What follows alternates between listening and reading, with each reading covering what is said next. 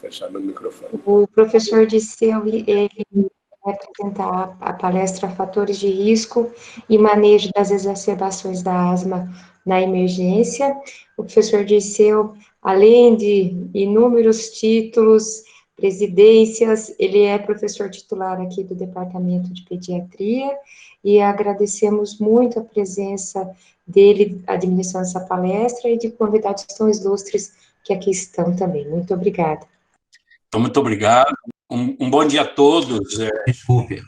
Essa aula foi elaborada com a intenção de uma revisão sobre o tema proposto e atualização de referências bibliográficas. Queria agradecer a professora Ângela, em nome de todos os colegas do departamento e outros colegas que aqui estão, que muito me honram.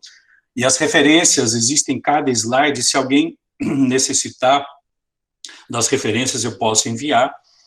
E, na realidade, essa aula, como estava discutindo com o professor Sidney, ela complementa uma aula que nós demos no primeiro Congresso Brasileiro de Pediatria Online, e o assunto é muito importante, porque a incidência, a prevalência são muito elevadas, tanto dos atendimentos quanto da própria doença. Eu vou falar uma parte sobre fatores de risco de exacerbações, e a outra parte sobre tratamento, com atualizações de referência, e porque isso também vai permitir agora alguns trabalhos que nós estamos em andamento com toda a equipe da pneumologia, com a equipe da emergência, e eu agradeço aos colegas aqui a participação. Para essa aula, eu gostaria de lembrar e prestar uma homenagem à professora Agnes Antonieta Giannini Guglielmi pela dedicação, competência e altruísmo, entusiasmo com o nosso querido Departamento de Pediatria aqui da Unicamp, e particularmente com a pneumologia pediátrica. Ela trabalhou durante toda a carreira acadêmica como docente no setor de emergência e na pneumologia pediátrica. O interesse dela em asma aguda era muito forte, mesmo porque ela também tinha asma alérgica e, infelizmente, faleceu de uma exacerbação de asma. Faleceu com 31 anos, foi um grande sofrimento para mim na época.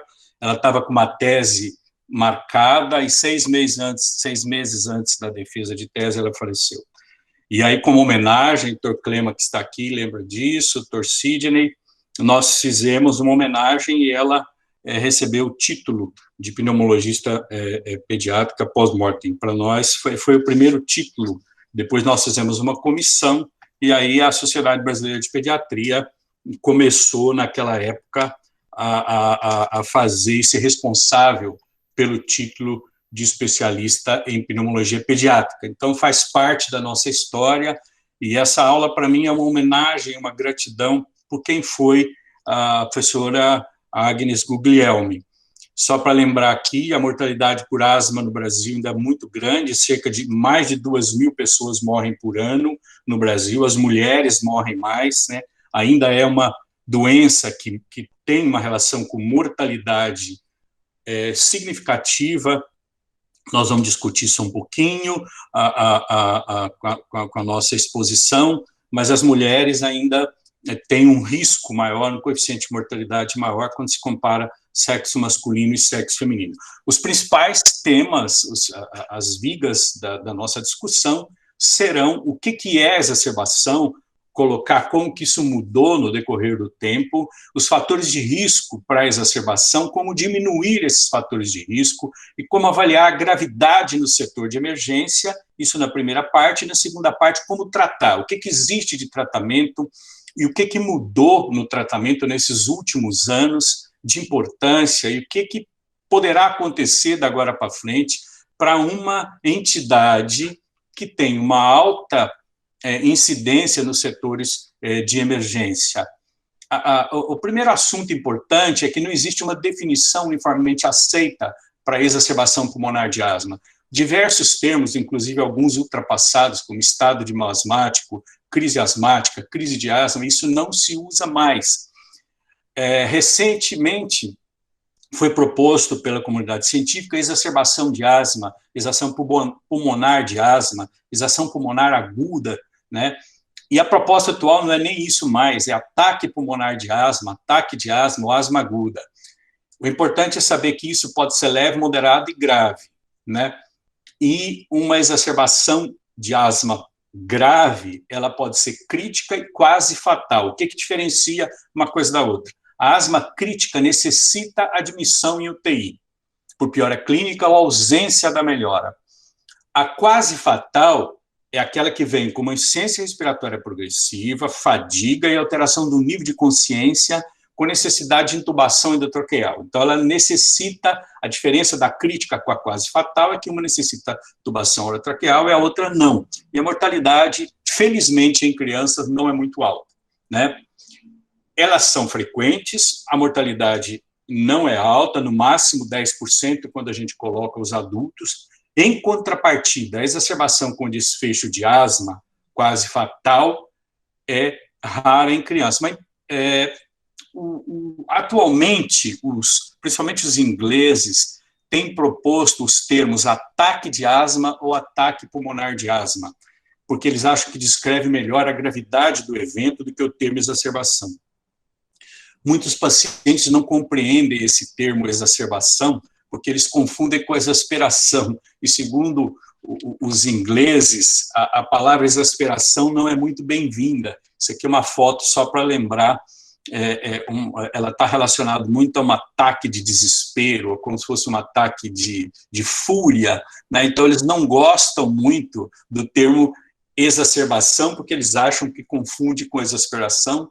Isso aí foi uma cena do Napoleão Bonaparte, há muito tempo atrás, os ingleses, toda a comunidade política da Europa junto, e ele teve uma crise que eles chamaram de exasperação, né? É lógico que nas ciências da saúde, exasperação refere-se tanto a um estado de intensa agitação psicomotora, mas eles não querem muito esse nome. Como eles têm muito domínio, por que a gente vai usar, então, futuramente, ataque pulmonar de asma ou ataque de asma? Por causa do PubMed. Se a gente não assumir o que a maioria dos professores aceitar, no Brasil, nós ainda usamos o termo agora, exacerbação pulmonar de asma, e parece que é o que nós estamos ficando por enquanto. Mas nós vamos ter que entrar nos termos ataque pulmonar de asma, ou ataque de asma, ou asma aguda. Porque se você vai no PubMed, status asmáticos tem muito pouco já, porque ninguém usa mais. Crise de asma, ninguém usa mais, tem só 200 artigos. Asthma exacerbation no PubMed já tem 5.000, e ataque de asma está crescendo nos últimos 3 anos, isso cresceu muito. Então, o termo mais atual, e por necessidade de pesquisa e necessidade de formatar uma linguagem científica, a gente usa esses termos que estão em azuis, que são ataque pulmonar de asma, mas nós, hoje, durante a nossa palestra, nós vamos falar exacerbação pulmonar de asma, e a definição é a falta de resposta, isso ainda permanece ainda com doses repetidas de broncodilatadores de ação curta, ou ausência de melhora após 2 horas de tratamento convencional no setor de emergência, comumente presente com hipoxemia moderada. É importante entender que as exacerbações pulmonares de asma no setor de emergências têm uma alta incidência, porque 60% das crianças com asma têm pelo menos uma exacerbação por ano. Então, isso dá uma frequência no setor de emergência muito alta. Mas elas são potencialmente irreversíveis, com risco de progressão para insuficiência respiratória grave, embora existente. A maioria responde muito bem ao manejo no setor de emergência, o que é gratificante. O emergencista, em contrapartida, ele precisa administrar os desfechos entre a alta observação no PS e na enfermaria UTI, ou seja, frente ao manejo de uma criança ou adolescente com asma, ele tem que imaginar o que pode acontecer, se o paciente vai para casa, se vai ficar em observação, ou se vai para a enfermaria, ou se vai na UTI. É importante lembrar que a maioria é causada por infecções virais, mas eu acho que o primeiro conhecimento robusto que tem, principalmente a asma, enquanto os escolares têm fenótipos endótipos e genótipos relacionados à sensibilização alérgica, eosinofilia, inflamação do tipo TH2, os pré-escolares são mais variáveis. Frequentemente, eles têm episódios não atópicos provocados por infecção neutrofílica e, geralmente, muito mais associados a vírus. Eu acho que é o que nós vamos ter de muita novidade da agora para frente, é entender que as manifestações de exacerbações de insuficiência respiratória no escolar é um pouquinho diferente dos pré-escolares quanto à etiologia. Isso pode ser visto em estudos muito recentes, como esse do Pediatric Pulmonology, mostrando que crianças maiores de 5 anos, elas têm, é o que está nesse retângulo mais escuro, achureado em escuro, elas têm mais alergia, têm mais diagnóstico prévio de asma, em porcentagem, usam mais corticoide inalatório e tem menos infecção viral. E isso, veja bem, de 2, 3 anos para cá, tem sido mostrado na comunidade científica que é um cenário de mudança para o entendimento e para o manejo das exacerbações pulmonares com insuficiência respiratória aguda no setor de emergência, né? Então, a primeira proposta que tem sido feita nos últimos 3 anos é que o manejo caminha para uma situação diferente, porque existe, como a seta vermelha está apontando, um cenário de mudança para as crianças menores de 5 anos, em detrimento das crianças maiores de 5 anos.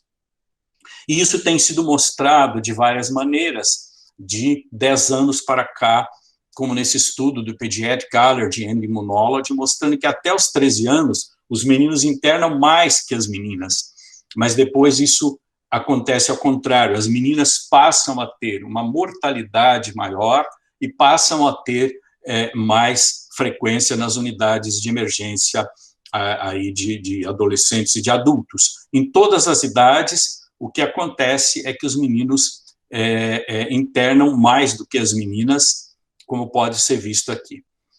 Da mesma maneira, a prevalência de sibilância no mundo tem crescido, são vários fatores, nós não vamos comentar isso hoje, mas tem aumentado muito pelas próprias mudanças ambientais. Entretanto, a taxa de internações estava diminuindo até 2010. Veja que interessante. Então, a taxa até 2010 mostrava realmente uma diminuição de admissão hospitalar por exacerbações de asma. Em compensação, agora, de 2010 para cá, a coisa começou a inverter. A gravidade e a mortalidade permanecem inalteradas. Mas nós começamos, as unidades de terapia intensiva, as unidades de emergência, começaram a usar mais a administração de oxigênio por outras medidas, como eu vou mostrar, como a câmara nasal de alto fluxo, e muitas crianças ainda não aderentes ao manejo. Então, é uma curva que nós precisamos entender se isso vai acontecer realmente e se isso um fato que está acontecendo em todos os países, né? Uma admissão no setor de emergência. Mas, então, o segundo item são os fatores de risco, que são numerosos para a exacerbação pulmonar de asma, que é o termo que nós vamos usar da agora para frente. Muitos colegas que aqui estão conhecem muito esses 2 grandes cientistas, um brasileiro, que é o professor Álvaro Cruz, nosso particular amigo, e o professor Peter Barnes, que tem mais de 1.500 artigos publicados, o professor Álvaro Cruz com mais de 500, são 2 pessoas muito conhecidas no mundo todo. O professor Peter Barnes diria que o ideal é tratar uma exacerbação 2 dias antes que ela aconteça. Como é que nós vamos fazer isso, né? Ou então, segundo o professor Álvaro Cruz, ter um centro de referência com uma equipe multidisciplinar para evitar exacerbações. Veja que interessante. Esse artigo, publicado numa revista de alto índice de impacto, que talvez seja uma das revistas em pneumologia mais conceituadas do mundo, que é o American Journal of Respiratory and Critical Care Medicine, mostrando que não há ferramenta de diagnóstico que podem detectar de uma forma sensível e objetiva o início de uma EPA. Ou seja, talvez contemplar o que o professor Peter Barnes diria não é muito fácil. Mas um aspecto simples é o manejo da criança antes das exacerbações com pico de fluxo respiratório, que é um aparelhinho que tem uma área vermelha, uma área amarela e uma área verde, né, onde seria aqui um fato grave, que ele poderia exacerbar do amarelo com vermelho, é muito fácil, é só soprar o aparelho, né, todos eles deveriam, as crianças que têm asma deveriam ter e fazer uso frequentemente desse aparelho. Mas a comunidade tem buscado, o que Peter Barnes fala é sempre um motivo de muita necessidade, né? Outros estudos, esse estudo particularmente, verificou alterações fisiológicas de frequência cardíaca e frequência respiratória, foi um monitoramento contínuo usando uma... então, nós estamos vendo uma coisa futurista muito rara, que é monitorar uma criança deitada na cama, que não está em crise, para ver se ele vai poder ter crise, como o Peter Barnes falou, 2 dias depois. Esse aparelho é um balistocardiográfico chamado de BCG, que só para vocês terem uma ideia no futuro, isso aqui ninguém está fazendo de rotina, é só experimental, mas é para ver se o camarada vai ter uma insuficiência respiratória, porque ele começa a modificar a frequência cardíaca, o volume sistólico, esse aparelho coloca debaixo do colchão e ele detecta, veja bem, o volume sistólico, é uma coisa assim absurda, né? Mas é uma coisa para futuro. Outra maneira, isso eu acho fantástico, a importância do nosso SUS, Sistema Único de Saúde. Isso aqui é o professor Álvaro Cruz, lá da Bahia, num estudo fantástico, ele trabalhou na China, morou nos Estados Unidos, foi assessor da Organização Mundial de Saúde, é um pesquisador brasileiro que talvez mais produza artigo científico em asma, mas ele produz artigo científico com uma maneira muito boa, que é a maneira de estar junto com os pacientes, fazendo, e olha só esse trabalho.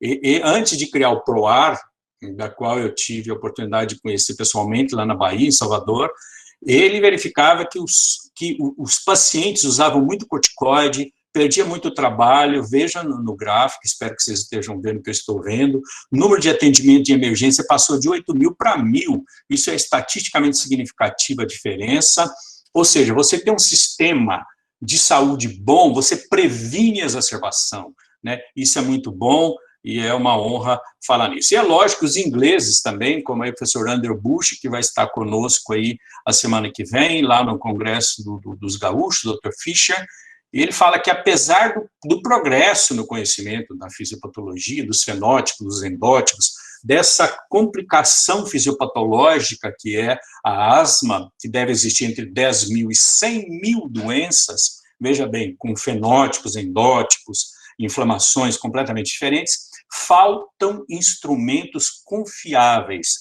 ou biomarcadores para prever exacerbação de asma. É quase que uma coisa futurista, né? Você acompanhar uma criança e dizer, olha, ela vai ter asma no próximo mês, tal, mas a busca das ideias do Peter Barnes ou as ideias epidemiológicas do Álvaro Cruz aqui no Brasil são ideias muito interessantes e é com isso que nós podemos trabalhar, com fator de risco e tentando minimizar os fatores de risco, né? Um dos aspectos importantes para diminuir é entender que exacerbação grave de asma no ano anterior, se o menino ou a menina teve uma exacerbação, isso deve ser acompanhado porque ele pode voltar a ter outra crise, talvez seja um dos valores preditivos positivos mais importantes. Então, a estratégia para controlar e reduzir a exacerbação de asma, o primeiro passo é controlar, entender e minimizar fatores de risco, né? Identificar o fator de risco, porque isso, como o Álvaro mostrou na Bahia, é muito importante. Mas quais seriam os fatores de risco, né? São muitos. Adesão baixa, né? o controle inadequado, diminuição da função pulmonar, exacerbações prévias, gênero, os meninos, principalmente menores de 10 anos, mais que as meninas, a gravidade, as formas mais graves exacerbam mais, as infecções virais, por isso que tem essa sazonalidade com as estações mais para outono e inverno, sono insuficiente, nível socioeconômico mais baixo, ansiedade, depressão, o tipo de fenótipo alérgico ou não alérgico, exposição a poluentes, a poluição, exposição a aeroalérgicos, tabagismo, passivo ou ativo, uso principalmente o ativo nos adolescentes, uso frequente de broncodilatadores em detrimento dos corticoides, uso incorreto de medicamentos, alguns fatores genéticos, deficiência de vitamina D, microbioma, etnia afrodescendente, comorbidades como obesidade, doença por refluxo. Eu não vou poder falar tudo isso, embora isso é uma aula extremamente ampla, entender todos esses fatores de risco, que estão muito mais, mas veja como é complexo, a gente teria que fazer uma análise multivariada de tudo para ver se o indivíduo está exposto, ou ele tem 1, ou 2, ou 3 fatores de risco para ter uma frequência maior de exacerbação. E o que a gente sabe é que, tanto do lado esquerdo da figura, o epitélio sofre com essa injúria de bactéria, vírus, alérgicos, até o mintus na árvore respiratória, né? E uma crise, não pode falar mais crise, uma exacerbação pulmonar de asma leva a uma queimadura, como dizia o professor Barnes. Vejam bem o epitélio. Então, por isso é que nós precisamos entender que é um evento grave. Uma exacerbação respiratória é sempre um evento grave, porque é uma queimadura no epitélio, uma queimadura quase que química de uma série de interleucinas, é uma briga celular, é uma briga muito grande entre fatores desencadeantes, que estão muitas vezes relacionados aos fatores de risco, e o que vocês podem ver nessa figura aqui, quase que é o desnudamento do epitélio que vai propiciando coisas mais graves. E eles podem ser classificados aqui, do professor Andrew Bush, que é outro grande pesquisador do Brompton, de Londres, que tem cerca de 1000 artigos publicados, basicamente só em asma, mostrando pobre aderência, infecção viral, estresse psicológico, cigarro, obesidade, poluição. E aqui, olha, veja bem, como as coisas mudam rápido. Até 2017, ele chamava de exacerbação. E agora, olha, já em 2019 já mudou para ataque de asma. Então, veja, em 2 anos nós já tivemos no PubMed, então se a gente for procurar e fazer pesquisa, a gente vai ver a exacerbação e aqui já vê o termo mais moderno que eles querem implantar, que é ataque de asma, né? É lógico que as asmas mais graves, fatores genéticos, e isso não é objetivo da gente detalhar cada um desses, embora eu particularmente gosto muito de discutir esses aspectos, né? Mas é só para explicar como o conhecimento varia muito até na definição dos termos, né? Um aspecto importante é isso, que as exacerbações graves são preditoras de exacerbações graves futuras também, né? E aqui, se tiver um desencadeante, que é o retângulo em branco, esse um pouquinho mais escuro, tiver 1 ou 2 desencadeantes ou mais, quanto mais desencadeante, mais chance de exacerbação. E se for no indivíduo que tem uma asma muito pobremente controlada, isso é mais agressivo. E entre os brancos e os indivíduos de etnia afrodescendente, os negros têm uma chance maior para ter exacerbações mais graves, né, e mais frequentes. E as exacerbações são mais comuns na etnia negroide e mais comum na asma não controlada e quem tem mais fatores desencadeantes juntos de todos aqueles que nós mostramos anteriormente. Em análise multivariada, a conclusão desse artigo, que já de 2009 para cá propiciou uma série de outros artigos, é que a exacerbação recente é um fator preditor muito grande de exacerbação à asma futura, né? Lógico que o somatório de vários fatores de risco, como alergeno, patógenos, poluição ambiental, cigarro, isso contribui muito para a deteriorização rápida da função pulmonar, que pode ser visto por espirometria e pode ser visto pelo estudo do pico de fluxo respiratório. Outro aspecto importante que tem sido mostrado na maioria dos estudos sobre exacerbações frequentes, elas estão relacionadas à gravidade da asma, né? O percentual de pacientes asmáticos com 3 ou mais exacerbações por ano, asma leve 5%, moderada 13% e grave 54%, ou seja, frente ao indivíduo classificado ou pelo controle ou pela gravidade, né, que um pode estar geralmente ligado ao outro, aqueles que têm uma asma mais frequente, que têm uma asma mais grave, têm um risco de exacerbação maior. Por que nós devemos prevenir exacerbações? Por que faz parte do nosso exemplo, do exemplo maravilhoso como nós tivemos no PROAR, lá da Bahia? Porque não existe cura, é uma doença para o resto da vida, né?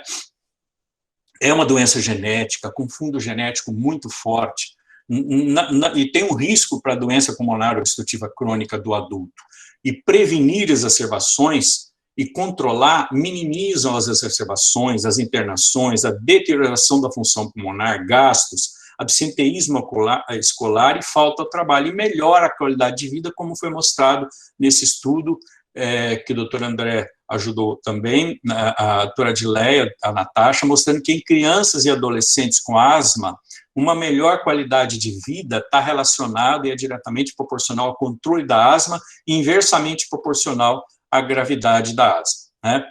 É lógico que nós não vamos comentar, mas as infecções virais são um fator de risco mais robusto para a exacerbação pulmonar de asma alérgica, né? O papel das infecções virais tem sido implicado em mais de 80% das exacerbações da asma em crianças, né? Por qual população? Aí que é complicado, por isso que quando nós analisamos fatores de risco, nós temos que pensar em todos aqueles que nós colocamos para vocês no começo. Esse é um estudo feito pela Luz Maia, que foi nossa residente aqui, que está lá em Goiânia, e um pessoal muito bom, estudando 153 crianças em 2 grupos, né?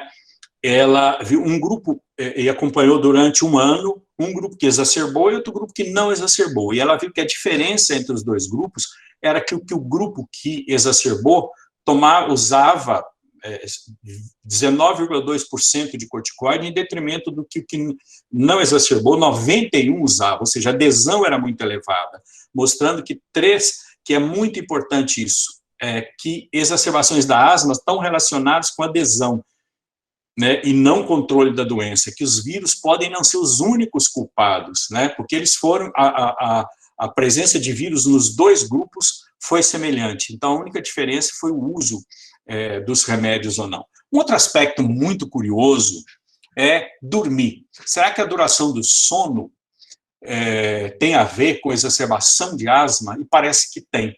Esse foi um estudo experimental, onde se pagou para adolescentes dormirem pouco com asma, dormirem pouco ou dormirem muito.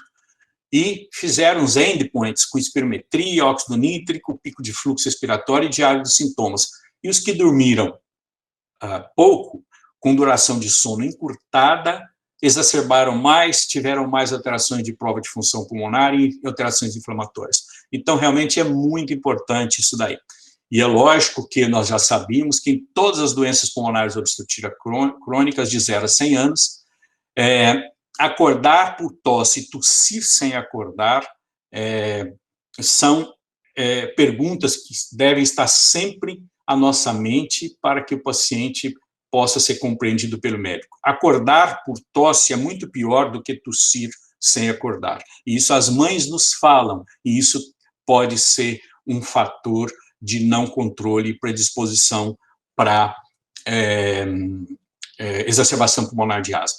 Esse é um estudo que saiu a semana passada, mostrando uma coisa muito interessante.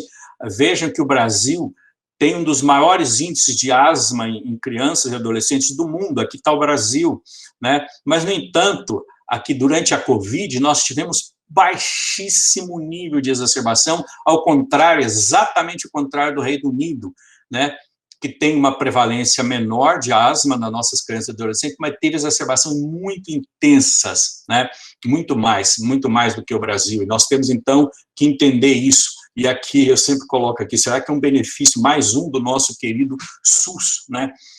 Sistema Único de Saúde, né? Que as nossas crianças têm os medicamentos e a gente não sabe. Mas aqui, vi que a doutora Fátima já comentou, peço desculpa se eu vou comentar a mesma coisa, mas nós temos um padrão de que talvez as crianças com um marcador TH2 para asma, elas têm realmente uma expressão do receptor ACE, que é o receptor onde a spike protein do SARS-CoV-2 necessita para adentrar as células, menor, e o uso de corticoide inalatório protege. Tem vários estudos mostrando o fator protetor, aqui em rede de corticosteroides em inglês, né, mostrando que ele pode ter um papel nessa relação, além do que o papel do eosinófilo como antiviral, né, isso é muito interessante nesse padrão fenotípico de asma, que é a maioria das asmas das nossas crianças brasileiras. Então, expressar menos o receptor e usar corticoide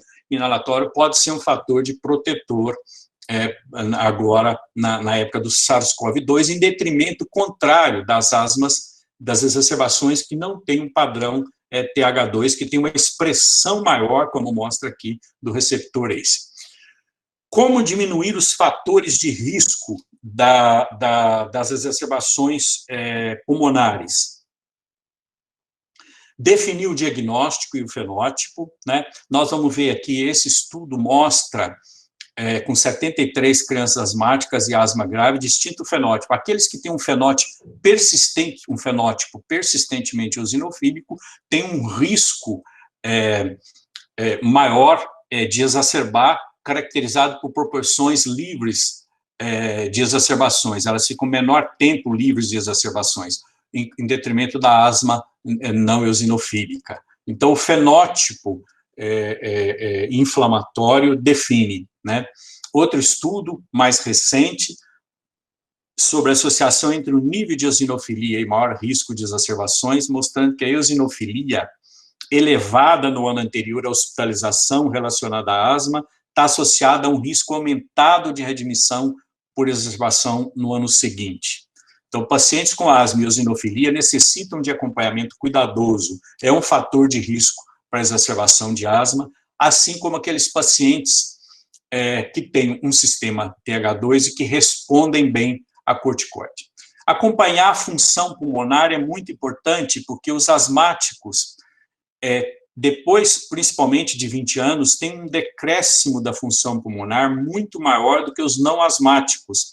Então, o ideal é que a gente consiga levantar essa curva para que exista uma melhora da função pulmonar neles.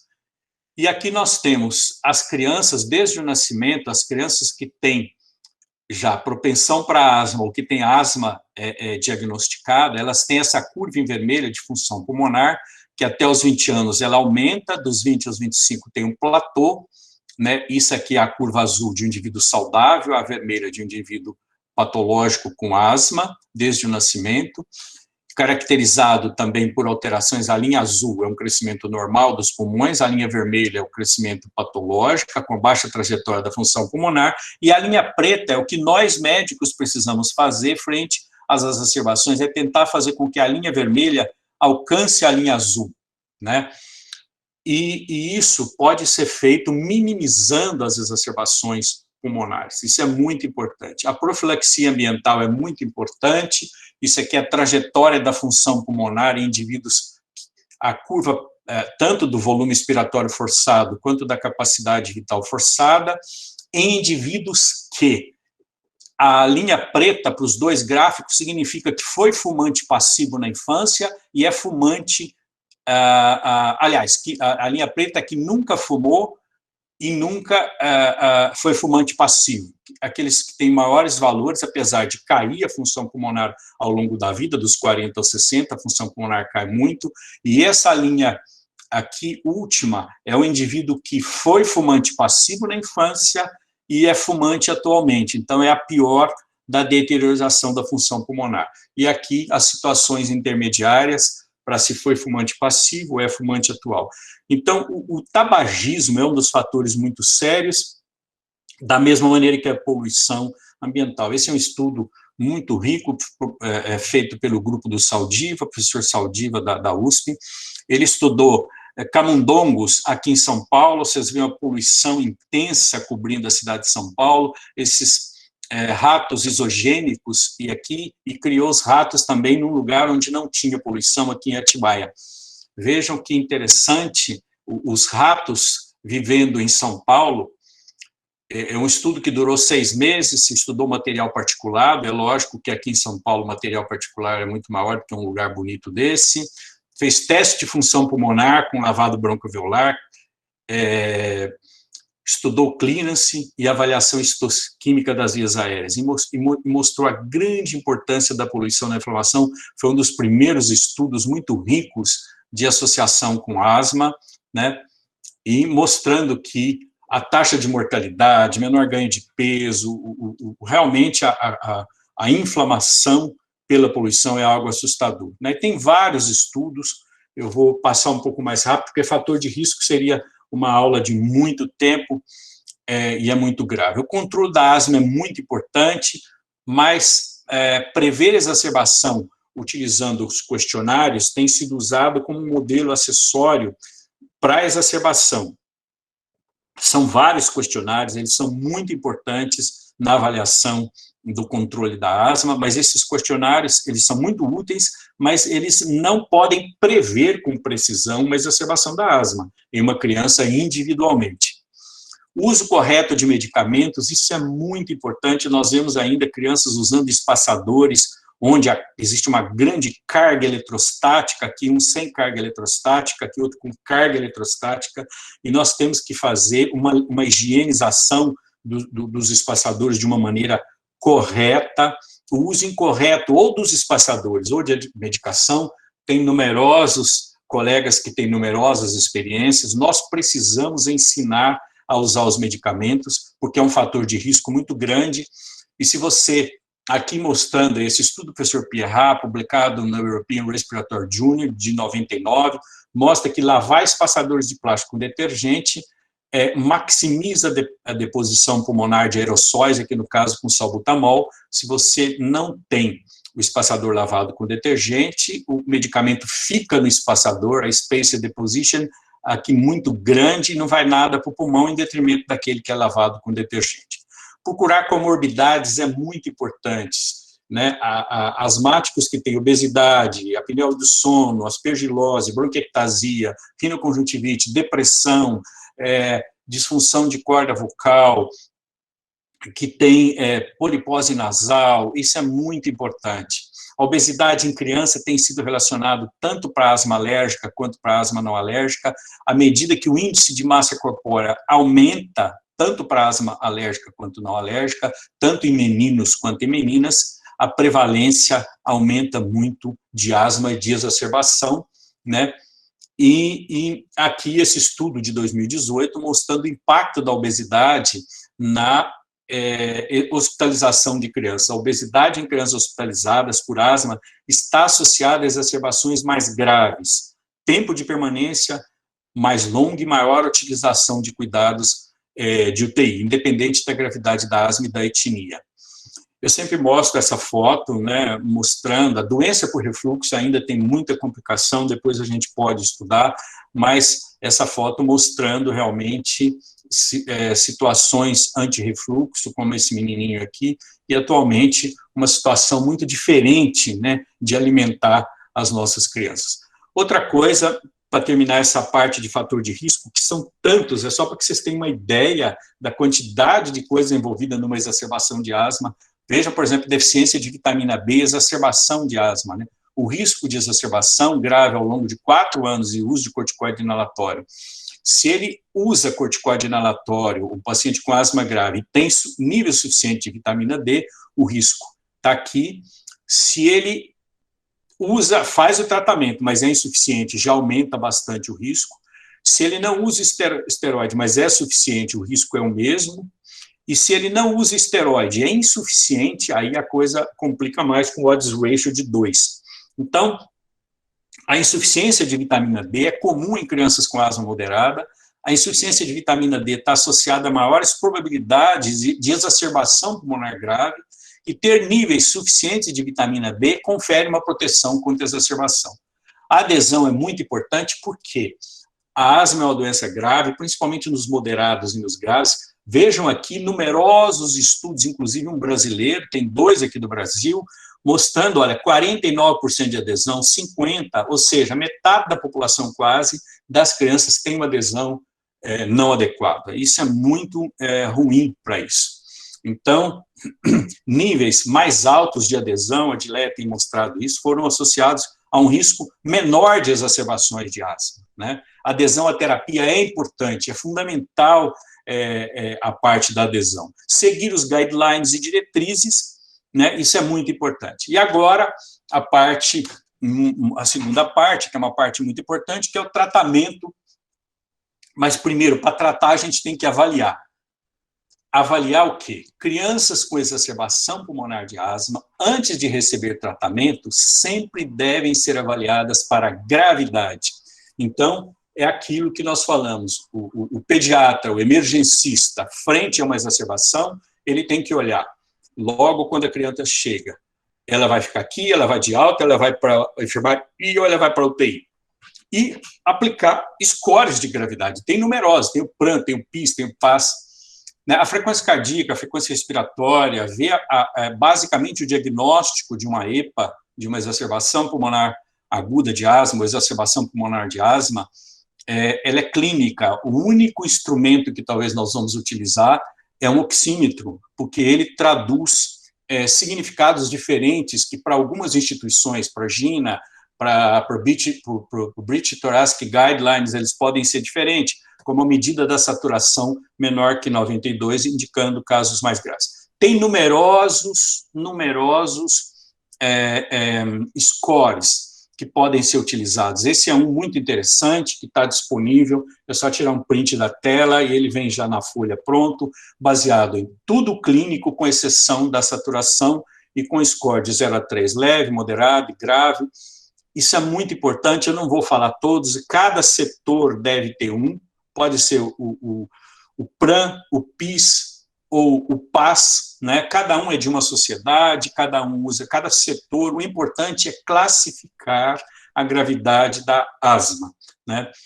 E pode usar o do British Thoracic Guideline também, que classifica a asma grave, aquele com saturação menor que 92, frequência cardíaca e respiratória alteradas próprias para cada idade, é só ter uma tabela.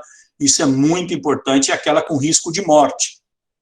Saturação baixa, hipotensão, tórax silencioso, sinais de exaustão, cianose, coma, confusão mental, que vai determinar como tratar uma exacerbação.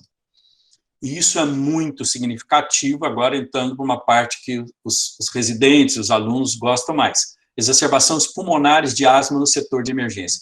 O emergencista precisa administrar o desfecho. O objetivo do tratamento: estabilizar o paciente, identificar aqueles nos quais uma exacerbação não reverte ou está deteriorando, e reavaliação precoce e repetida. Por que é importante tratar um ataque de asma, aí com o nome que tem se proposto utilizar e que já tem quase que o mesmo número de artigos publicados no PubMed em relação à exacerbação e a outros termos utilizados como a exacerbação pulmonar de asma? Os ataques não são inconvenientes triviais, porque tem risco de morte. E a comissão do Lancet, formada para avaliar um ataque pulmonar de asma, salientou que um ataque de asma deveria ser um evento inadmissível, como amputar uma perna errada para um cirurgião. Vejam, isso está escrito nesse editorial. E nesse trabalho, nessa força-tarefa do Lancet.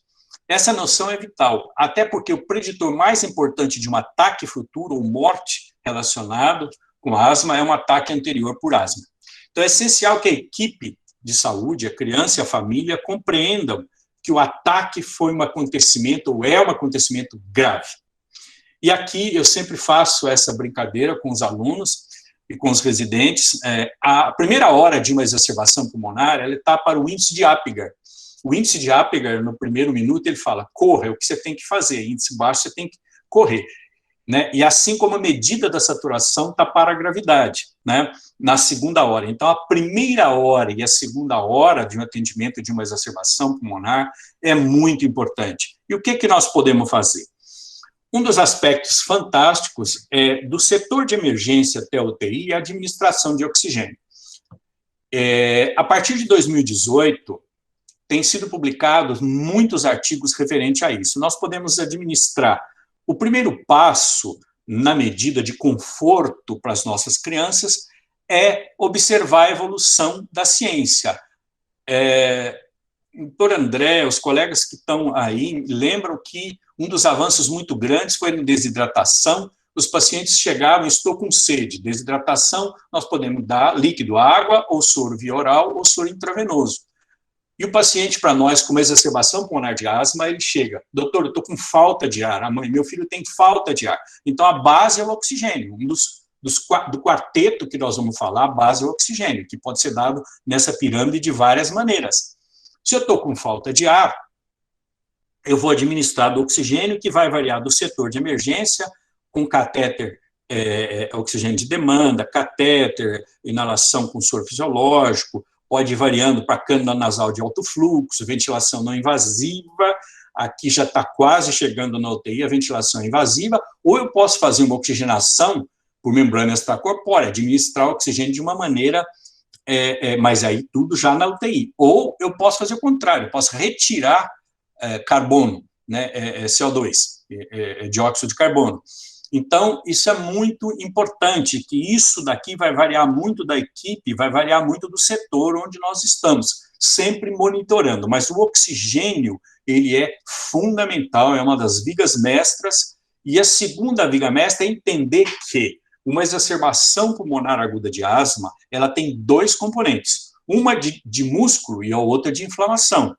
Ela tem uma disfunção do músculo liso, caracterizado por aí, eu posso falar o termo broncoconstricção, hiperreatividade, liberação de mediadores do músculo, então eu vou usar beta-2 agonista, e uma inflamação, né, com ativação de várias células, que eu vou usar esteroide, para minimizar a exacerbação, que leva à insuficiência respiratória aguda, e que a viga mestra é o oxigênio, esteroides e beta-2 agonista. Isso não muda no mundo na primeira hora de avaliação.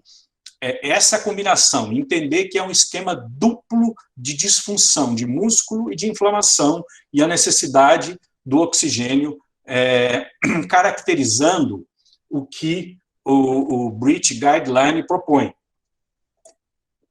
que é mais ou menos igual da GINA de 2020.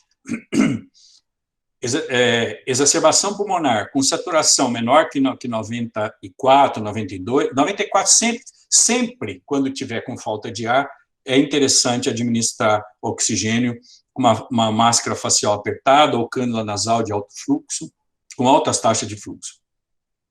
E broncodilatadores inalados nas formas moderadas é a primeira linha no tratamento da EPA moderada e grave, aqui podendo associar esses dois broncodilatadores, um anticolinérgico com um simpatomimético. Isso é muito importante. Mas a junção de oxigênio, broncodilatadores, corticoides, sulfato de magnésio é realmente o quarteto fundamental para a diminuição da hipoxemia. E agora, um artigo muito importante do mês passado, sobre terapias avançadas para asma aguda, progressiva, quase fatal, refratária em crianças, mostrando as terapias avançadas, mas elas passam previamente pelo fato de saber que a maioria das crianças com exacerbação pulmonar de asma não demanda cuidados críticos, a maioria, mas algumas não respondem ao tratamento padrão e necessitam de cuidados mais intensos, que estão aqui, e nós vamos mostrar esse artigo para quem gosta de estudar e gosta de ver terapia futura, é muito interessante. Mas vejam que o nosso caminho na primeira hora, e a primeira hora, lembra do índice de Apgar, se nós conseguimos passar bem pela primeira hora e pela segunda hora, a situação é de bom prognóstico. Os beta-2 agonistas, por via inalatória, intravenosa e corticoides, brometo de patrópio nas formas moderadas e graves, o sulfato de magnésio, aí na fase 4 já vai indo para suporte ventilatório não invasivo, e é lógico que aqui na UTI, todas essas outras condições que foram estudadas, que eu vou mostrar mais para frente para vocês. É lógico que é isso daqui, olha. As terapias avançadas para asma grave, progressiva, quase fatal, refratária em criança, nesse estudo de 2020. Fica a referência, quem quiser saber sobre como é que faz a ventilação mecânica, uso de ketamina, helióxido, óxido nítrico exalado, gases anestésicos, a administração de oxigênio por membrana extracorpórea, ou a remoção de dióxido de carbono por membrana extracorpórea também, tudo isso está nesse artigo, mas não é o nosso dia na emergência. Porque mesmo na emergência ou do pessoal de UTI, ainda existe muito controvérsia. Se vocês forem ver, existe muita ainda controvérsia de condutas sobre o uso de bicarbonato, mucolítico, ketamina, epinefrina, óxido nítrico, helióxido, antibiótico, metilxantinas, anestésicos inalados, ainda mesmo, olha, um estudo de 2020, publicado no European Respiratory Journal, não, Journal of Pediatrics, desculpa, sobre o tratamento de exacerbações em crianças internadas em UTI. Então, ainda é muito complicado. Esse estudo aqui, ele mostra de uma perspectiva um pouquinho diferente sobre como que vai ser na UTI, mas não é o objetivo nosso. Em relação, então, ao salbutamol em spray com espaçador, doses baixas são efetivas e doses altas são seguras. É muito interessante o título desse artigo, publicado no Pediatric Pulmonology, de um grupo do Muchão, orientado pelo professor Luiz Vicente, da USP, publicado numa boa revista, que mostra que a dose ideal de salbutamol com inaladores para uma exacerbação não está bem estabelecida. A iniciativa global contra a asma recomendava 2 erogações, né, para menor de 5 anos, e de 2 a 4 para adolescentes e adultos, 3 vezes na primeira hora de atendimento. Mas a British Thoracic Society recomendava que criança maior de 2 anos deve procurar o PS se não houver melhora após o uso de até 10 puffs de salbutamol em casa. Então, veja bem, é o conceito que a gente tem do salbutamol diferente do fenoterol. As doses baixas são efetivas, as doses altas são seguras. Doses repetidas e frequentes de broncodilatador, no caso o salbutamol, que é o padrão ouro, são seguras para o tratamento de uma exacerbação. Crianças com exacerbação leve se beneficiam com doses baixas. Porém, nós podemos acrescentar muito mais, né? No laboratório, nós fazemos prova de broncoprovocação, utilizando 4 puffs, 4 erogações de salbutamol, que dá uma média de 400 milicentigramas.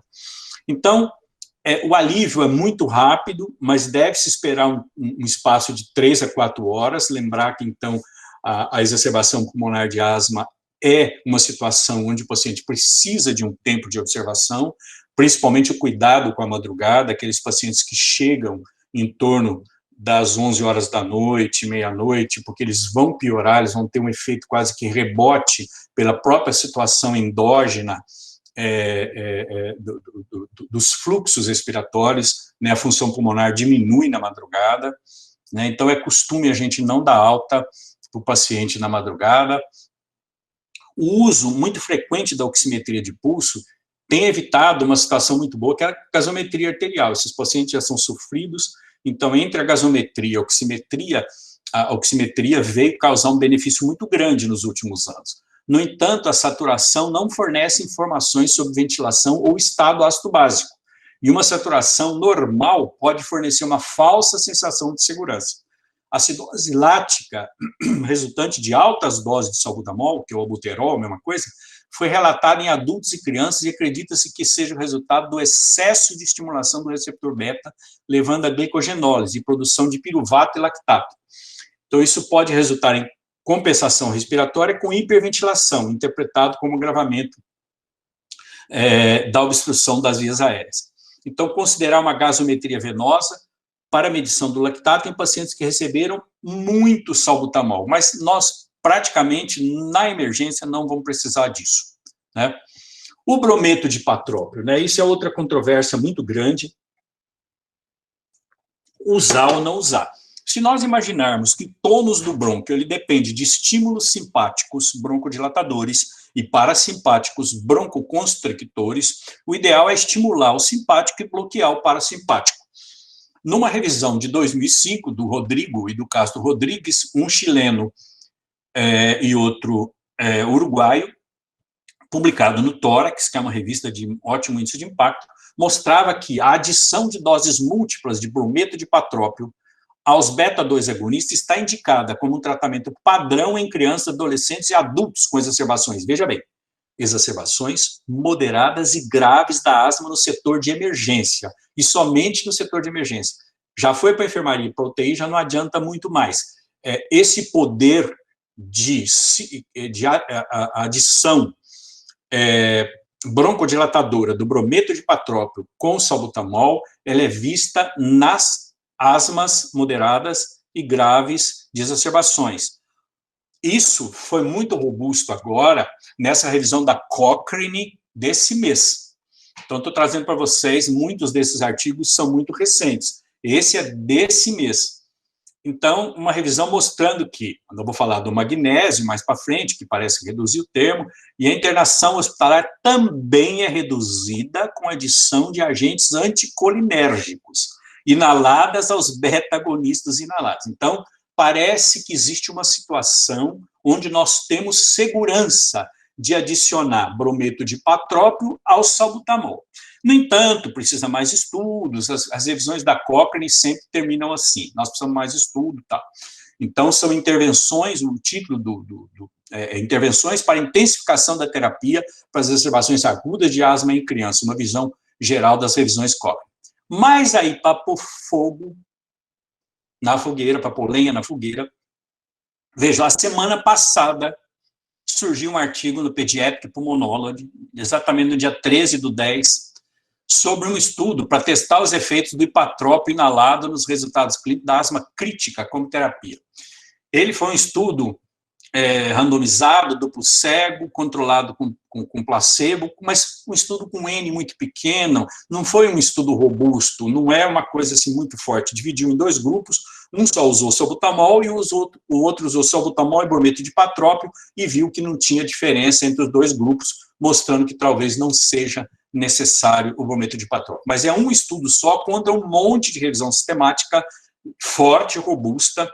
Então, a gente precisa esperar mais, mas às vezes a gente vê um interno chegar, um residente, e falar, eu tenho um estudo aqui. Hoje em dia, a gente tem que basear mais nas revisões sistemáticas mesmo, principalmente nós clínicos, quando utilizamos uma força para falar se usa ou não um medicamento.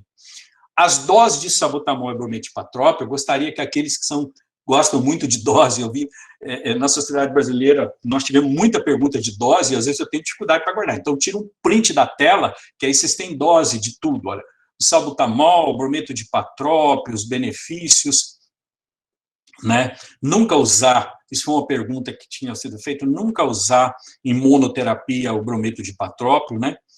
E não acrescenta benefício em pacientes internados. Então, ele é utilizado para asma, exacerbação aguda de asma moderada e grave no setor de emergência. Fora isso, a gente não deve utilizar, então as doses é só tirar um print da tela. Outro aspecto importante para a gente terminar, aos poucos, nós vamos usar o aerossol dosimetrado pressurizado, né, o jato de spray, ou nebulização com as gotinhas com soro fisiológico. Nós temos 2 revisões sistemáticas brasileiras e bem atuais, né? Uma do grupo de Porto Alegre, publicada na Revista Paulista de Pediatria, e ele verificou que é a mesma coisa, né? Tanto faz dar na forma de nebulização ou na forma de aerossol. E outra, salbutamol por spray ou por nebulização, mesma coisa, né? Foi feita publicando agora numa revista, na realidade, essa é uma brasileira, eu coloquei 2 sistemáticas brasileiras, mas é uma só. Essa daqui é colombiana, desculpa, do pessoal da Colômbia, mostrando, publicado no Pediatric Pulmonology, agora de 2020, mostrando a mesma coisa, que tanto faz quando o salbutamol é administrado por nebulização ou por spray, basicamente é a mesma coisa, com uma discreta redução quando se usa com o salbutamol em spray, né? Até mostrando uma discreta eficácia na nebulização, mas tanto faz. O que acontece quando nós temos fracasso? Sempre pensar no que pode estar acontecendo com aquele aquela terapêutica usual. 4 fatores relacionados ao fracasso no tratamento de crianças com ataque pulmonar de asma na emergência. Primeiro, já ter tido história de intubação por asma muito grave. Recebimento de 3 doses de salbutamol nebulizado na emergência. Saturação persistente baixa e exacerbação desencadeada por pneumonia. Isso é muito importante. Outro aspecto que tem sido muito discutido, se faz nebulização contínua ou intermitente. Não vou ficar muito tempo com isso. Estudos mostrando agora também de 2020, né, a nebulização contínua e a nebulização intermitente com salbutamol são consideradas seguras e eficientes. A nebulização contínua talvez tenha um discreto poder de melhora em alguns estudos, mas é muito pouco. Então, as duas são seguras e eficientes. Nessa época da Covid, né, da Covid-19, como que nós vamos tratar uma EPA, uma exacerbação pulmonar de asma, né? Lembrar que as crianças podem chegar mais tardiamente, demora mais, porque os pais têm receio de procurar o pronto-socorro. Então, eles podem chegar mais inflamados e mais graves. Então, é imperativo que a exacerbação pulmonar seja vista para classificar a gravidade e o manejo pode ser feito de uma maneira mais agressiva, segundo esse artigo do Archives de 2020 agora, né? Se a saturação de entrada for menor que 92, sempre associar já de cara o hipatrópio, né? Porque tem uma maior eficácia do que o salbutamol isoladamente, veja. Né? Importante associar sempre os 2 broncodilatadores, um simpatomimético e um parasimpatolítico. Como lembrança da Gina, evitar os nebulizadores sempre que possível. Eles aumentam o risco de disseminação do SARS-CoV-2 a outros doentes e aos profissionais de saúde. O inalador pressurizado com espaçador é o tratamento preferido durante as exacerbações graves, com bocal ou máscara facial bem ajustada, se necessário. Corticoide. Administrar corticoide precocemente no tratamento de uma exacerbação pulmonar aguda é uma arte e é uma necessidade, principalmente nas formas moderadas e graves. A prednisolona oral continua sendo corticoide de eleição. Segundo o guideline inglês, eles usam uma quantidade relativamente alta, 10 miligramas para menores de 2 anos de idade, 20 miligramas para crianças entre 2 e 5, e de 30 a 40 para maiores de 5 anos. Quase que uma dose de 2 miligramas por quilo por dia, e eles fazem por um período de 5 dias nessas crianças. Para nós é importante lembrar sempre que os corticoides via oral, eles têm uma eficácia muito, e os intravenosos têm eficácias muito semelhantes. Então, sempre que possível, evitar tanto a via intramuscular quanto a via intravenosa.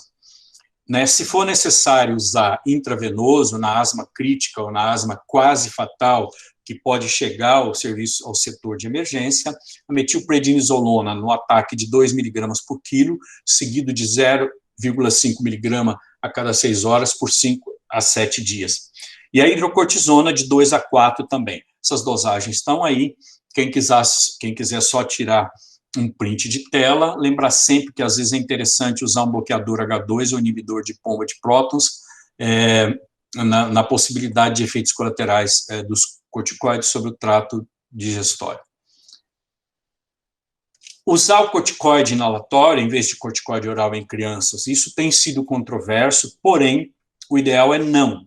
Mas as crianças que fazem uso de corticoide inalatório, ao adentrarem o setor de emergência, devem continuar com esse medicamento. Não há prova de que aumentar o uso do corticoide inalatório seja eficaz no tratamento de sintomas agudos.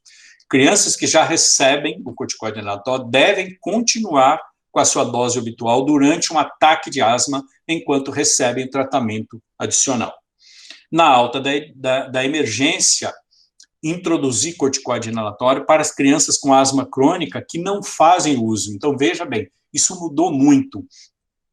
E é muito importante que o emergencista, o médico que está na linha de frente no pronto-socorro deve orientar o paciente que não faz uso, porque se ele teve uma crise grave e não passa a usar a medicação de controle, provavelmente ele volta daí uma semana, duas, com uma outra crise, e uma delas pode ser uma crise muito grave.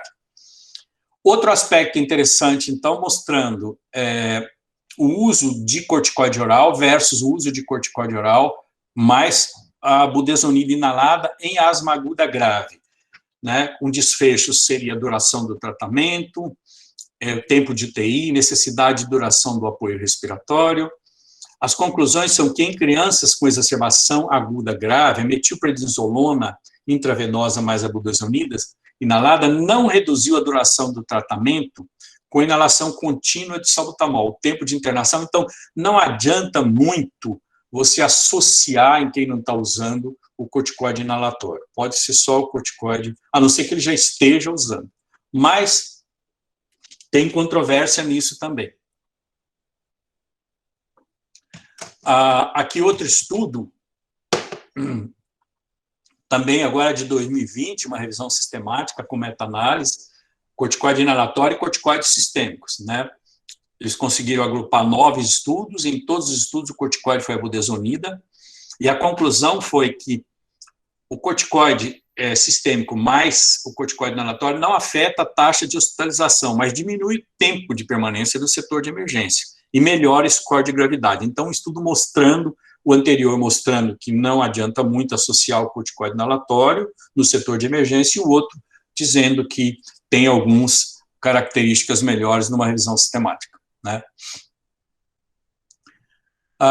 Aqui, vários estudos com corticoides inalados podem ser um potencial tratamento de EPA em crianças.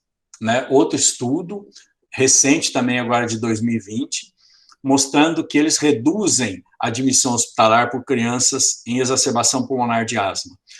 A nossa ideia, por enquanto, até que mesmo sendo revisão sistemática, é que quem já usa deve continuar, que não é necessário acrescentar mais nos nossos setores de emergência o corticoide inalado, até que hajam mais revisões sistemáticas, mais estudos com N maior.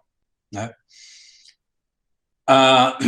Aqui, estudo comparando outras coisas também, dexametasona e prednisona. Às vezes nós não temos prednisolona, usamos prednisona, né?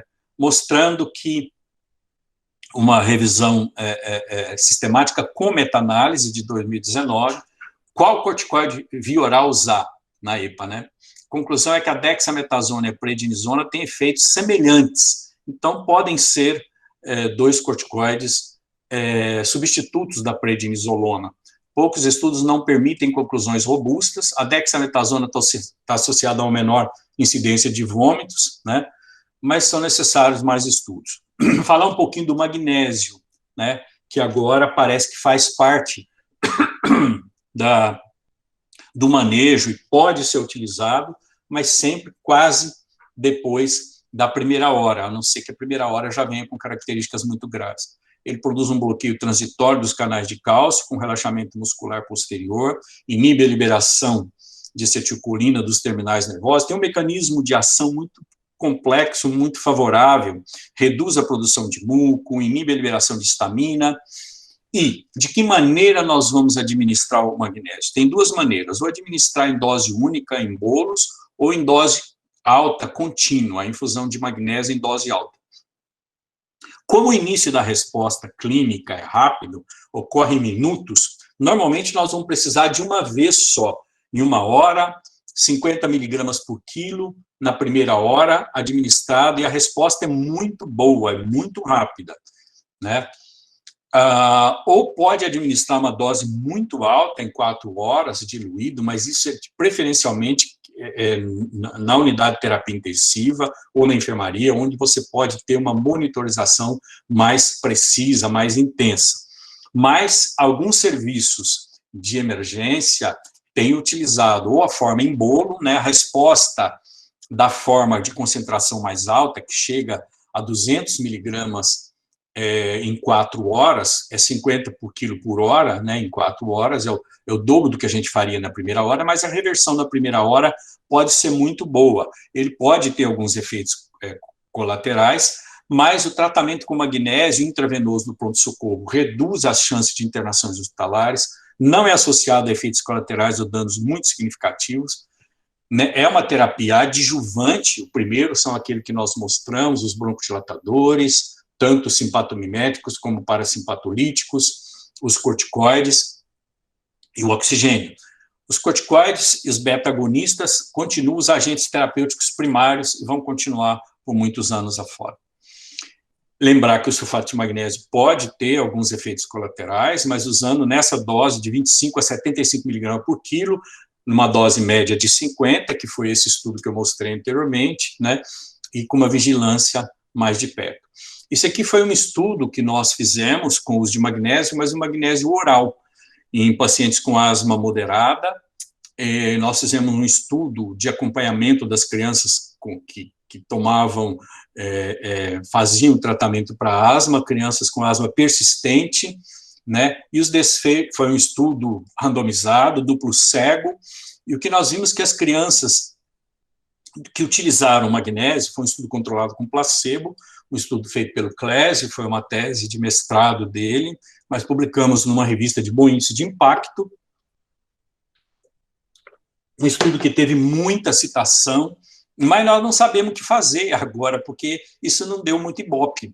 Deu certo o estudo, foi um estudo positivo, mostrando que o magnésio por via oral, não na exacerbação, né, mas na asma, as crianças com asma ambulatoriais que tomaram magnésio tiveram menos exacerbação, usaram menos salbutamol de resgate, tiveram a sua hiperreatividade brônquica modificada, né? Vários autores têm perguntado, e aí, vocês continuam com a pesquisa? Nós paramos, porque o Clésio foi para Belo Horizonte e a gente parou com a pesquisa. Terminando quase, queria mostrar para vocês, esse aqui não vou falar, mas queria dar a referência, porque esse é fantástico. É um guideline italiano que ele mostra o que fazer com o ataque, veja aqui já está o ataque, né, o nome da exacerbação, o nome do estado asmático, o nome da crise de asma, eles falam ataque leve de asma, aqui um ataque moderado de asma, um ataque grave. Copie essa referência, porque vale a pena estudar. Aí ele fala, na primeira hora, o que você faz, o que você não faz, se der certo, se não der certo, classifica o que é um ataque leve, olha, vendo a saturação, até o pico de fluxo respiratório, né? Uma série de dados que podem classificar a asma em leve, o ataque, a exacerbação em leve, moderado e grave. Então, fica aqui a referência, né? É só colocar o nome do autor no PubMed, tá de graça, dá para pegar, eu não vou tecer isso.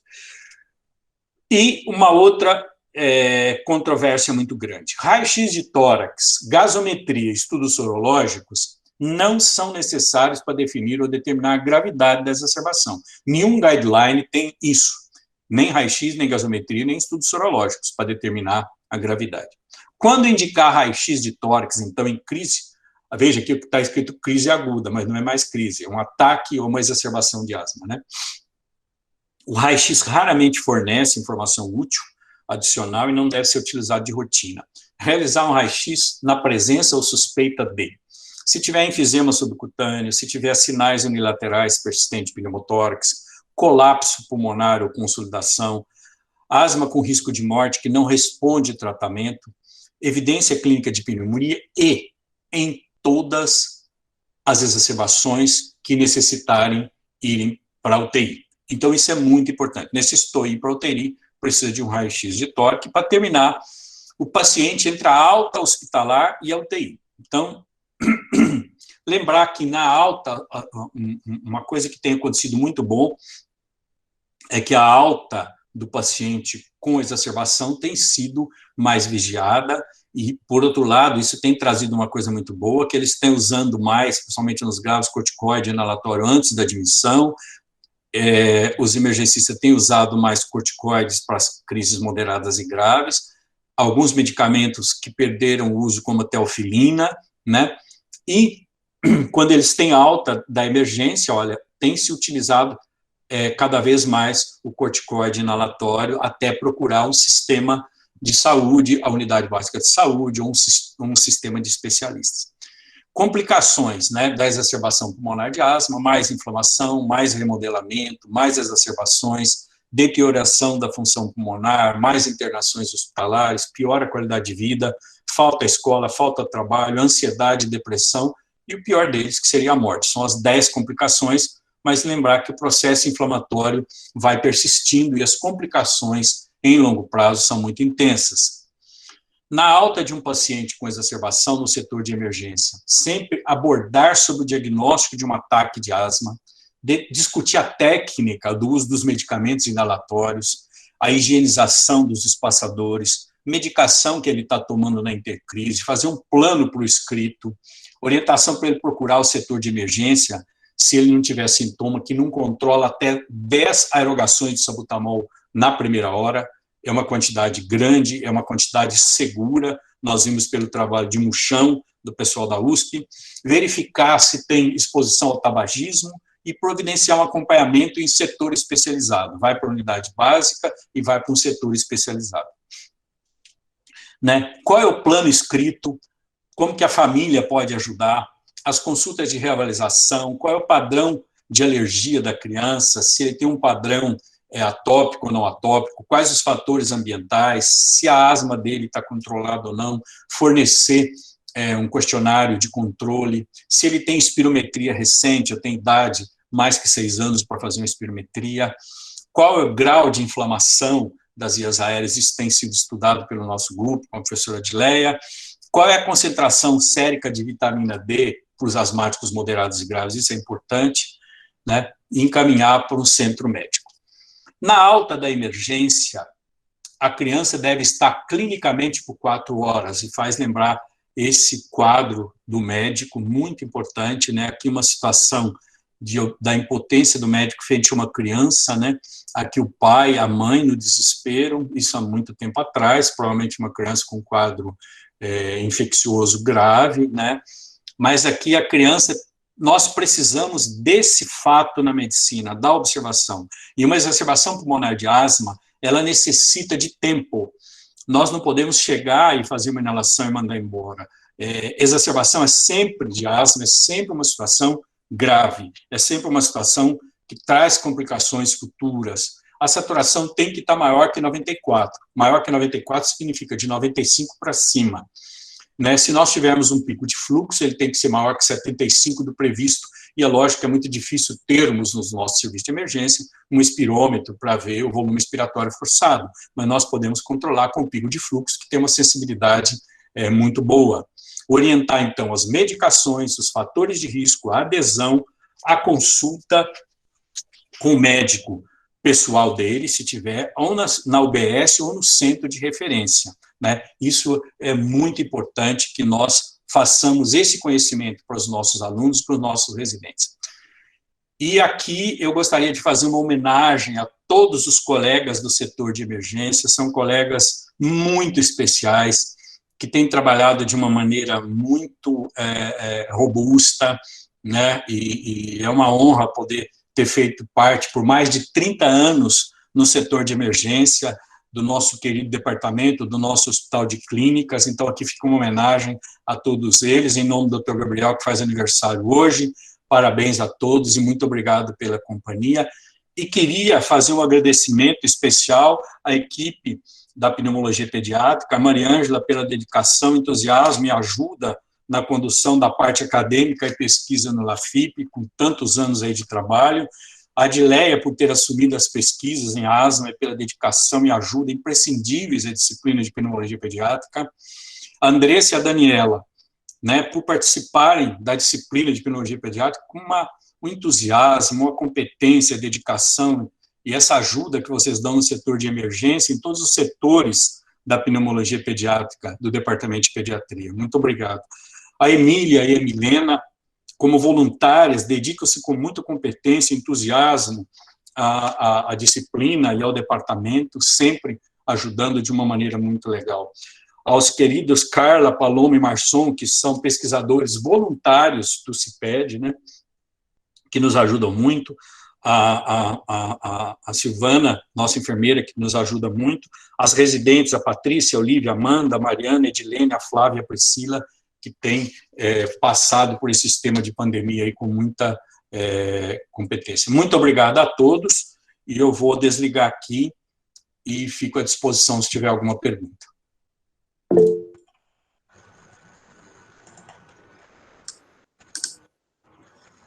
Muito obrigada, professor Dirceu, pela excelente aula. Tenho certeza que a gente aprendeu muito, compartilhou bastante.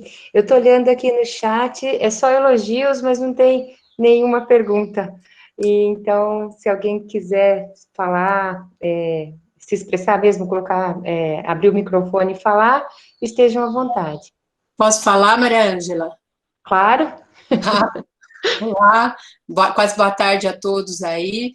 Uma excelente aula, muito obrigada, viu, Dirceu? Muito obrigada aí pela referência à minha pessoa, mas realmente esse é um tema, assim, que nos apaixona enquanto médico, enquanto pediatra, e muitas vezes eu acho que a asma ainda, do ponto de vista político, não conseguiu alcançar o seu lugar necessário, né? Muitas vezes a gente se depara com falta de medicação, em certos lugares ainda você nem tem o espaçador para que essa criança faça adequadamente a sua profilaxia aí, né, o manejo adequado da asma. Então, é um tema que precisa muito sempre ser lembrado. Essa sua aula foi muito importante para a gente aí, muito obrigada, viu, Dirceu? E alô a todos os colegas pneumologistas que eu não tive tempo aí de falar, aos colegas do departamento, alunos e residentes. Muito obrigada, viu, Dirceu? Obrigado, Adileia. Eu fico muito feliz. Eu acho que a gente está conseguindo agora ver a sua inserção junto. A gente vê que no SUS a gente consegue fazer muita coisa. Você tem feito muita pesquisa, muita atividade, e o exemplo que nós temos do professor Álvaro, que eu mostrei no começo, né, é impressionante uma redução de exacerbações de asma e de controle que ele tem utilizando o SUS. Eu acho que nós temos que aproveitar isso que você falou, é muito importante essa situação política, para que a gente possa estabelecer os medicamentos, né, porque o salbutamol agora ele é oferecido de graça, né, então, como um padrão ouro de atendimento às nossas crianças, eu acho que nós vamos conseguir. A gente tem uma série de projetos que nós vamos implementar, nós todos estamos juntos, nós da pneumologia pediátrica e nós do setor de emergência.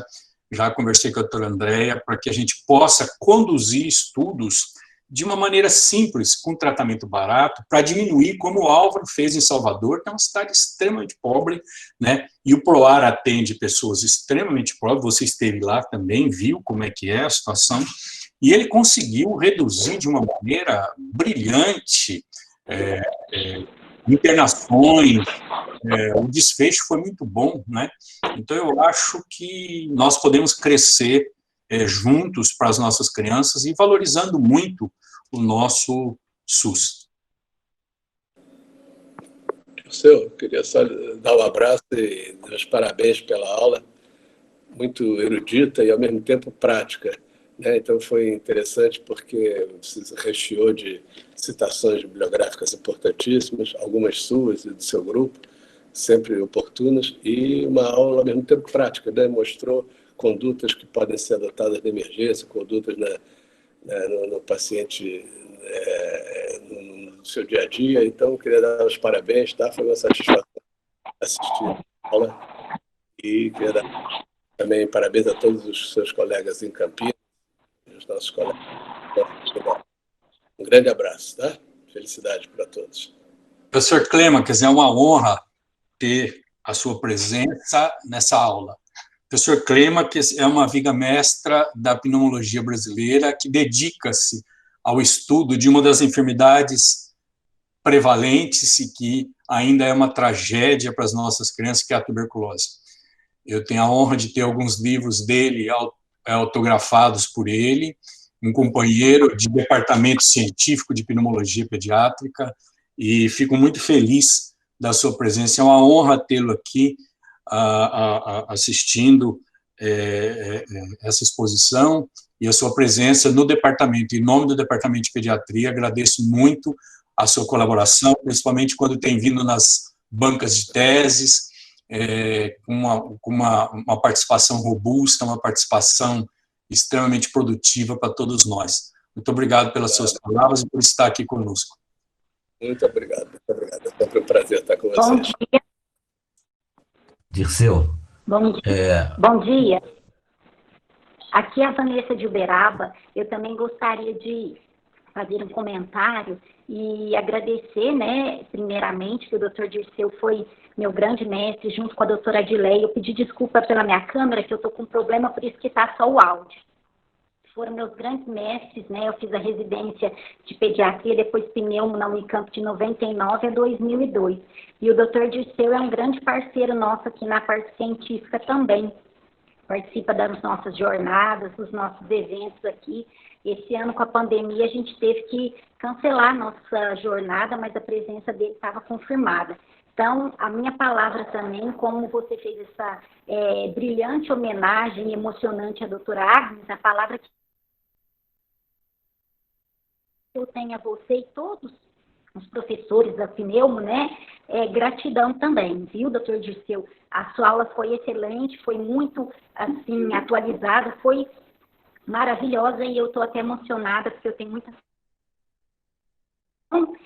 Um grande beijo a todos, a doutora Leia, muito obrigada. Obrigado, querida Vanessa, uma alegria tê-la aqui, muito obrigado pela sua dedicação aí em Uberaba, muito obrigado por estar presente nas reuniões, quando nós fazemos reuniões da Pneumo, algumas como essas aulas. É sempre uma gratidão, a Adileia acompanha muito isso comigo, sempre uma gratidão a gente ter os ex-residentes e lembrar que em todos os nossos congressos, quando eram presenciais, a gente tem reuniões juntas. Isso é uma alegria muito grande, saber como vocês estão indo bem aí em Uberaba. Um abraço grande para toda a família.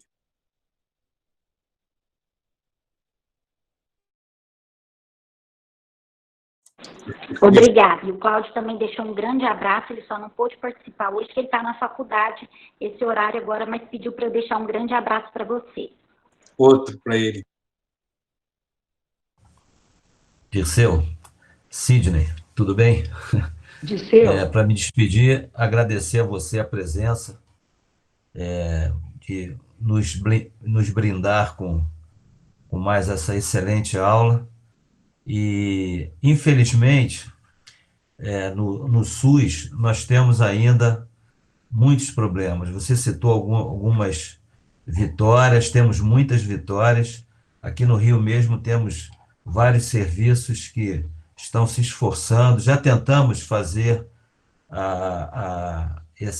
expandir esse atendimento de qualidade para toda a rede, mas a coisa se torna impossível, depende do gestor, aí vem o gestor, melhora, daqui a pouco piora. Então, os municípios, tem município trabalhando bem com relação a isso, tem setores de excelência nos municípios, nós encontramos colegas em todo o país trabalhando, fazendo pesquisa, usando o SUS, mas uma coisa nós ainda não conseguimos, mas eu tenho certeza que nós vamos conseguir, nós temos capacidade para isso, que é tratar toda a criança que tenha asma com a mesma qualidade. É claro que nós não podemos ter em cada unidade de saúde equipamentos de primeira linha, enfim, mas nós podemos ter o medicamento, podemos ter lá o PicFlow, podemos ter um colega capacitado, que não precisa ser pneumologista inicialmente, mas numa emergência que ele esteja capacitado a fazer isso que você nos ensinou, quer dizer, isso que você ensina e outros colegas ensinam. Então, é preciso que isso seja disseminado, é preciso que em cada município existam unidades de saúde capacitadas a atender a criança com ataque e que seja bem atendida, e que seja acompanhada, e que se inicie o tratamento. Quantas crianças chegam com asma grave, né, com ataque, né, grave, e elas simplesmente são tratadas e voltam para casa com a receita de um beta-2 e um corticoide oral, e não se faz o tratamento, né, não se continua o tratamento, prevenindo os ataques. Então, É muito importante isso, e eu acho que nós temos capacidade, a nossa pneumologia pediátrica, ela é muito atuante em todos os estados, eu sei, nós sabemos disso, e então estamos todos de parabéns, e você, com essa tua abnegação de ir a qualquer lugar, em qualquer chamado para dividir o teu conhecimento. É muito gratificante isso, e eu espero que consigamos, num breve tempo, que tenhamos vamos dizer assim, essa vitória, né, de ter ver as nossas crianças tratadas. E só para finalizar, eu era guri, moleque, eu estava lembrando, eu morava numa vila, e morava na mesma vila a minha avó e uma tia. E a minha avó tinha um vizinho que tinha um filho, um colega nosso, né, de infância, que tinha asma. Então, a minha avó, naquela época, os antigos falavam ataque de asma. O filho, o Zezinho está no hospital, teve um ataque de asma. E usavam esse termo, né? Depois pararam de usar e agora volta, né? Dirceu, um grande abraço, bom revê-lo, abraço a todos os colegas, desculpe ter me estendido aqui. Grande abraço.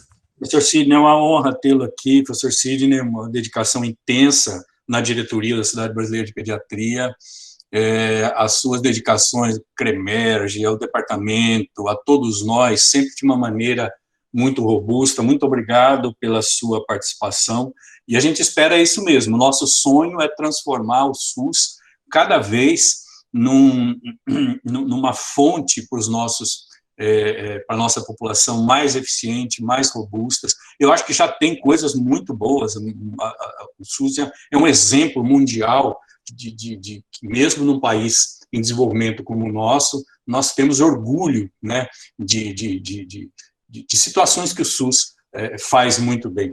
Eu queria dizer que é uma honra, fiquei muito feliz com a sua presença aqui também junto conosco. Muito obrigado.